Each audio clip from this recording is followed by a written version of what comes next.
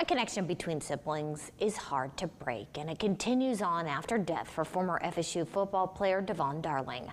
Our Brea Ruffin shares his brother's efforts to keep his name alive. A journey started together by two brothers, cut short. But Devon Darling says that he will continue to help others with his brother's spirit inside of him. He was a very loving, kind person.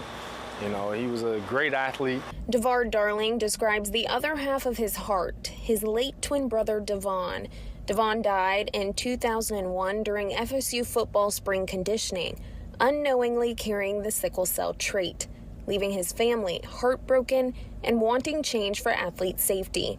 The worst day of my life here 25 years ago.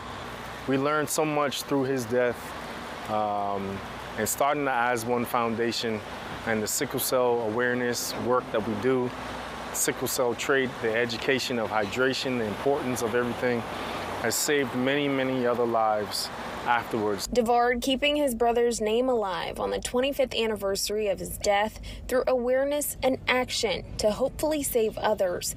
He says that starts with blood donation. Knowing your blood type, knowing your genotype, knowing if you have the trait is important. Black blood is more important to the sickle cell and community because it affects us mostly. Not only us, but it affects us mostly. Community partners, willing donors, and family members rolling up their sleeves to uphold that mission. And Devon carrying his twin with him every step of the way.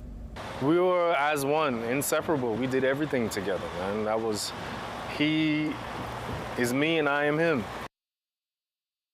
An emotional day for this family, but they chose to spend it advocating for Devon and others who may carry the same trait that he did.